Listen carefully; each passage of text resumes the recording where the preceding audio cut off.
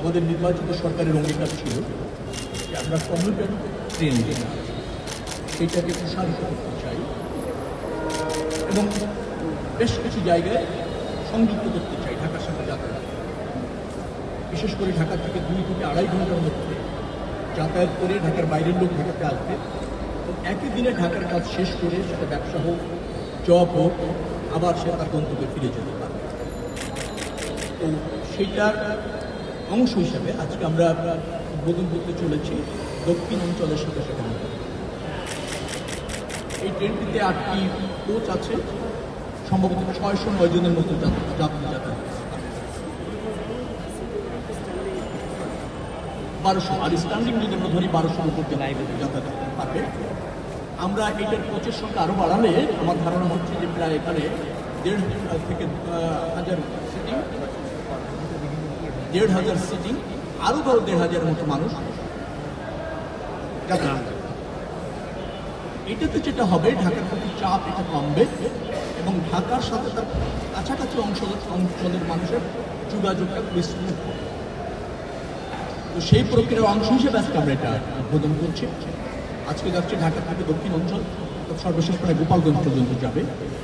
আপনারা জানেন ঢাকা নারায়ণগঞ্জ এটা বিদ্যমানে আছে, 8 জোড়া ট্রেন চলে, সেটার কাজ চলছে এবং এরপর আমরা 16 জোড়ার মতো ট্রেন ঢাকা নারায়ণগঞ্জ, কিছু সময় পর পর ঢাকা নারায়ণগঞ্জ, ঢাকা নরসিংদী, ঢাকা টঙ্গী, জয়দেবপুর, টাঙ্গাইল পর্যন্ত নতুন করে মানিকগঞ্জ যুক্ত করার আমাদের ইচ্ছা রয়েছে।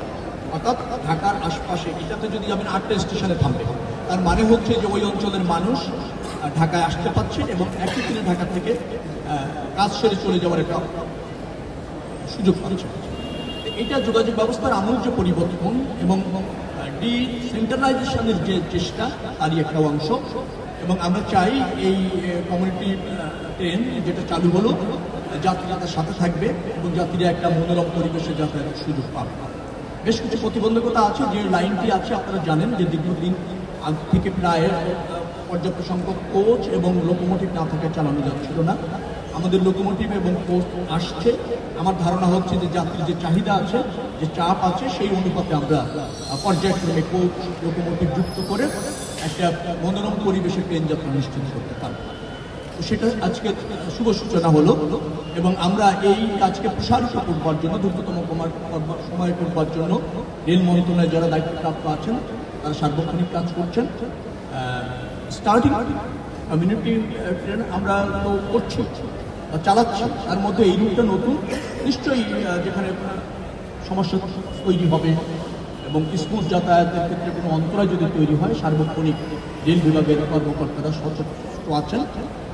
আমরা একটা ভালো দিন, ভালো ক্ষণ, ট্রেনটা ছেড়েছেন এই মুহূর্তে ছেড়ে যাবে মনে হয়, আচ্ছা ছেড়ে, তার মানে হচ্ছে যে বিপুল সংখ্যক যাত্রী এই প্রথম কমিউটার ট্রেনে দক্ষিণ অঞ্চলের দিকে যাত্রা করলো এই শুভক্ষণকে। এবং আপনারা যারা সাথে আছেন তাদেরকেও ধন্যবাদ জানাচ্ছি এই সহযোগিতার সাথে যুক্ত থাকার জন্য। কোনো প্রশ্ন? জি, মাননীয় মন্ত্রী মহোদয়, এই পরবর্তীতে এর শিডিউল কি আরো বাড়ানো হবে কিনা, মানে টাইম? ট্রেনের সংখ্যা বাড়ানো হবে, ট্রেনের সংখ্যা বাড়লে নিশ্চয়ই শিডিউলও বাড়বে। এবং এখন যেমন 1 জোড়া ট্রেন চলছে, আমরা মনে করছি কোচ এবং লোকোমোটিভ প্রাপ্তি সাপেক্ষে দ্রুততম সময়ের মধ্যে আমাদের মনে হয়েছে এটি একটা জনবান্ধব, যাত্রী বান্ধব রুট। অর্থাৎ এখানে ট্রেনের সংখ্যা বাড়ানোর প্রয়োজন আছে, চাহিদাও আছে। তো সেটা বিবেচনা করে আমরা দ্রুততম সময়ের মধ্যে লোকোমোটিভ এবং কোচ পাওয়ার সাপেক্ষে এখানকার আপনার ট্রেনের সংখ্যা বাড়াবো। At the same time Dhaka Narayanganj আমি আপনাকে বলেছিলাম যে আমাদের 1 বছরের মধ্যে মনে হয় ওখানে কাজ সমাপ্ত হয়ে গেলে এখানে এখন 8 জোড়া চলে, সেখানে দ্বিগুণ হয়ে 16 জোড়া ট্রেন চালানোর সুযোগ তৈরি হয়। যে সমস্ত লাইন অনেক পুরনো, সেখানে এখনো পর্যন্ত ইচ্ছা করলেই পর্যাপ্ত ট্রেন এবং পর্যাপ্ত লোডের বা কোচের ট্রেন চালানোর কিছুটা জায়গায় ঝুঁকি আছে। ক্রমাগতভাবে এখন রিপ্লেসমেন্ট হচ্ছে, মেরামত হচ্ছে, ব্যবহার উপযোগী করা হচ্ছে। আপনি জানেন 1930-40 সালে সেই ট্রেন লাইন এবং অনেক লোকোমোটিভ আছে সেই পুরনো থাকে, সেটাও নিয়মিত রক্ষণাবেক্ষণ করে আমাদেরকে কাজ করতে হচ্ছে। তো লোকোমোটিভ এবং কোচের খুবই প্রয়োজন। সেই লক্ষ্যে সরকার ইতিমধ্যে কয়েকটা প্রকল্প নিয়েছে এবং আমরা সেগুলি প্রাপ্তির পথে, প্রাপ্তি পাওয়ার সাথে সাথে আমার মনে হয় যে আরো বেশি প্রসারিত করা যায়। মাননীয় মন্ত্রী মহোদয়, এবং যে রেল যে পথ রয়েছে বাগেরহাটে যেখানে আগে যে রেল লাইন ছিল সেটি একদম নেই, উঠে গিয়েছে এবং পরবর্তীতে এটি এক্সটেনশন করার ইচ্ছা আছে কিনা? না না, ওই ট্রেন লাইনটা যেটা বাগেরহাটে ছিল আমি একসময় সেটা চড়েছি, তো সেই লাইন অনেক আগে তুলে নেওয়া হয়েছে, ওখানে ওই রুটে লাইনের প্রয়োজন নেই। তবে বাগেরহাট দিয়ে যুক্ত করে মোংলা পোর্ট পর্যন্ত যাওয়ার এটা আর একটা ভিন্ন রুটের প্রয়োজন আছে, কিন্তু যে রুটটা আপনি উল্লেখ করেছেন সেই রুটটা পুনর্বাসনের অথবা পুনর্স্থাপনের কোনো প্রয়োজন নেই বিধায় ওটাকে তুলে নেওয়া হয়েছে। ধন্যবাদ।